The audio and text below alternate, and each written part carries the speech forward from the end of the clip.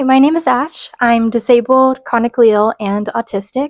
I will delve deeper into all of those ideas in later videos, but I just wanted to take today to do a short get to know me. I'm 28 years old, and while I've always struggled with minor health issues my whole life, everything really exploded when I was 21. Saving the extensive details for a later story time, the past 7 years have been filled with doctor's appointments, ER visits, hospital stays, surgeries, and more. In turn, that creates a lot of medical trauma, medical PTSD, which I'll also go over in a future video. In 2021, I was diagnosed with my first autoimmune disease, lupus. Lupus is a systemic disease that means your immune system is essentially attacking your healthy tissues and organs. Lupus can affect any part of the body, and I'm going to go over more of that and my specific lupus story in a future video. Before my diagnosis happened, I had already lost quite a bit of mobility because it had been years since I started experiencing mobility and pain difficulties, and I had just now gotten a diagnosis. With the loss of my mobility, I started to use a cane, and this was before we knew about the lupus. This was before we knew what was wrong. But because I didn't have a concrete diagnosis, I didn't feel comfortable, or I felt like I wasn't allowed to use that cane, use that mobility aid in front of people that already knew me. At a certain point, I ended up having to leave my job because without a diagnosis, I couldn't get accommodations or restrictions. I completely burnt myself out physically and mentally, and it took about a year to recover from that. Having that lupus diagnosis meant that I finally had a name to what was going on in my body, and even though I shouldn't have felt like I wasn't allowed before, my lupus diagnosis really made me feel like I was allowed to use a mobility aid. I was allowed to call myself chronically ill. I was still a ways away from calling myself disabled, but in that short time frame, all I can say is it was one of the most validating experiences of my life to finally know what had riddled my body for years at this point. The funny part is that lupus didn't actually cover everything. It explained the rashes, the sun sensitivity, the joint pain, and the fatigue. That all made sense. However, I was still losing my mobility at a very fast rate, so we had to look into if something additional was going on. I was at the point where I was losing muscle mass all over my body, and I was feeling progressively weaker and weaker. Also, I started experiencing burning pain in my muscles, specifically my upper thighs and my calves.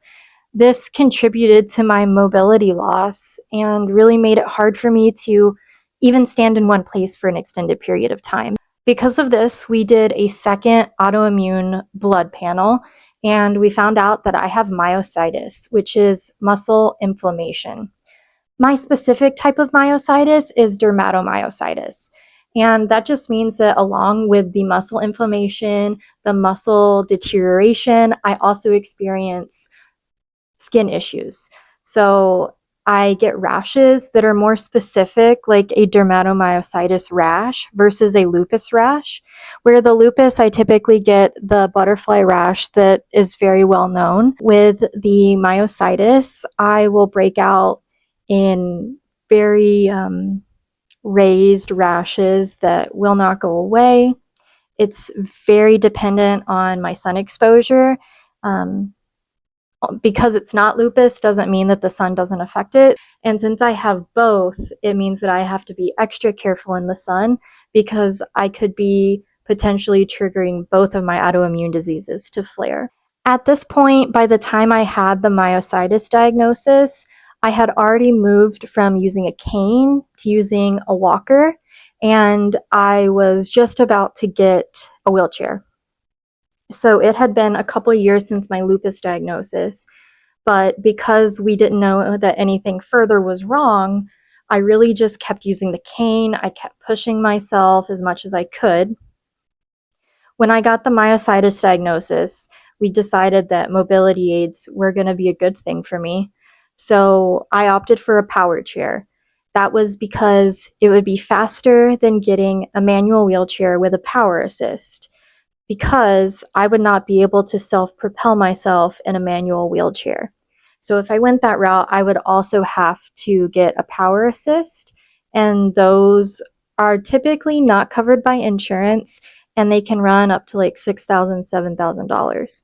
So I went with the power chair, which was amazing, served me well for many years. And now I'm actually using a manual wheelchair with a power assist. So I'll have a future video going over my mobility aid journey, but just know that most of the aids I use and why I have to use them come down to my dermatomyositis. Right now, I'm experiencing active muscle death, and we're trying to combat that. More on that later. In December of this last year, I was finally diagnosed with endometriosis. I say finally because I have experienced debilitating pain and symptoms since I was a preteen. I have spent that entire time trying to explain how awful and painful menstruation was for me. It was to the point where I had to skip school 2 or 3 days a month because I literally could not get out of bed, and I would get so sick that I would throw up sometimes. This got increasingly worse and worse and worse as I've gotten older. I was originally supposed to have exploratory surgery for endometriosis in 2020. You can guess what happened there. Because it wasn't emergent, it was considered elective at the time, the surgery was a no-go. Ended up changing doctors, all of this stuff in the meantime. In 2020, when that surgery was supposed to happen, I still hadn't had my autoimmune diagnoses. So it was something that I could really pay attention to. Endometriosis cannot fully be diagnosed without surgery. It isn't able to be seen on ultrasound, whether that's over the abdomen or internal. Cysts can be seen, but not endometrial lesions. So we were going with the working theory of endometriosis, but I couldn't call myself officially diagnosed until I had that surgery. So in December, I finally had my laparoscopic excision surgery for endometriosis, and I can't explain the relief I felt inside when I woke up to my fiance saying, "They did it, sweetie. They found it.